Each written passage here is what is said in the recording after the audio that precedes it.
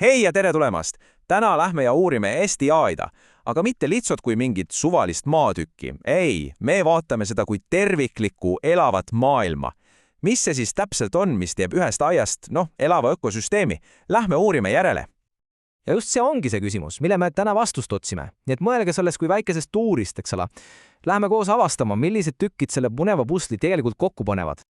Okei, alustame siis oma ringkäiku. Ja kust mujalt kui ikka aja vundamendist, eks?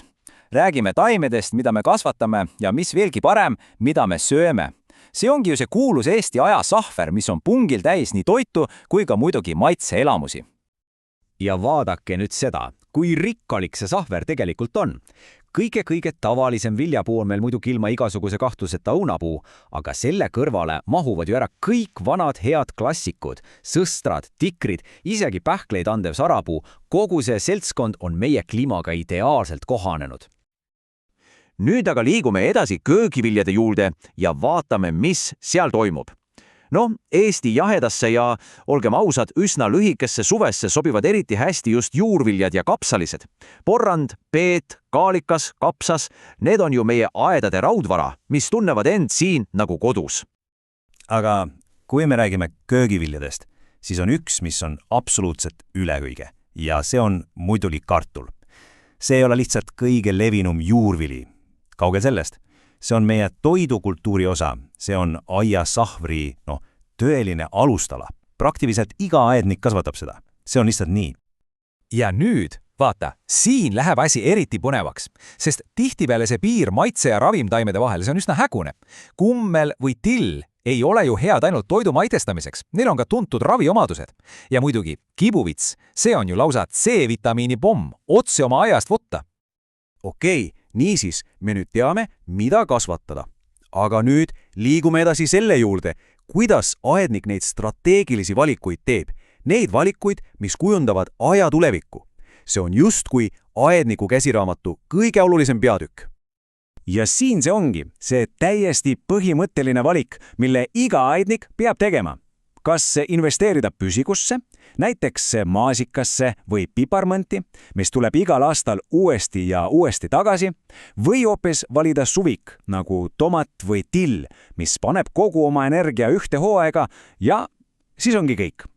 See otsus määrab tegelikult ära, kui palju tööd su aed iga kevadel nõuab. Hästi, aga lähme nüüd edasi ja vaatame, kuidas see pilt täielikult muutub, kui see aed asub hoopis linnas. Sest seal seisavad aednikud silmitsi, ütleme nii, et hoopis teistsuguste väljakutsete ja valikutega. Aga miks siis linnaaed tihtipeale nii teistsugune välja näeb? Siin tuleb mängu kohe mitu asja. Esiteks, ruumi on vähe. Siis on mure mulla puhtuse pärast, eriti liikluse lähedal. Ja tihti on ka oluline, et hooldus oleks lihtsam. Kõik see kokku tähendabki, et praktilisus ja ilu peavad leidma mingi uue tasakaalu. Ja just sellepärast tõrjuvadki lilled ja igasugused põõsad, sageli need klassikalised köögiviljapeendrad lihtsalt välja. Ja nüüd jõuame oma ringkäigu vast kõige põnevama ja dünaamilisema osani. Need on aia elanikud. Sest taimede kõrval elab siin ju terve kogukond igasuguseid teisi olendeid, kes muutavadki selle aia, tõeliseks ökosüsteemiks. Alustame siis positiivse noodiga. Teate, igas aias on olemas abilised, need, kes teevad aedniku elu palju lihtsamaks ja aitavad hoida seda õrna tasakaalu. Nad on justkui aia vaiksed kangelased. Ja siin nad ongi, meie sulelised sõbrad. Rasvatihane, sinitihane, punarind, kõik nad on täiesti hindamatud abilised. Nad toimivad nagu looduslik kahjurid tõrje ja hoiavad igasuguste putukate populatsiooni ilusti kontrolli all. Aga ideaalset maailma pole ju olemas, eks ole. Seal, kus on elu, seal on paratamatult ka konflikte. Ja aia ökosüsteemis on lisaks sõpradele ka vaenlasi, neid, kes panevad aedniku kannatuse ikka korralikult proovile. Aga enne kui me vaatame, kes need täpsemalt on, teeme korraks selgeks, mis asi see kahjur üldse on. Põhimõtteliselt on see mis tahes elusolend, mis kahjustab meie taimi ja vähendab saaki. Olgu see siis putukas, tigu või isegi mingi seenehaigus. Ja siin see on, aia, ütleme siis kõige tagaotsitumate nimekiri. Lehedaid, teod ja muidugi see kurikuulus kartulimardikas. Need on vaid mõned näited nendest tegelastest, kellega aidnik peab pidevalt võitlust pidama, et oma saaki kaitsta. ja niimoodi jõuamegi ringiga tagasi algusesse. Aed on elav ökosüsteem, see on täis koostööd ja samas ka konflikte. Nüüd esitangi selle viimase küsimuse otse teile. Kuidas teie aednikuna seda süsteemi juhite?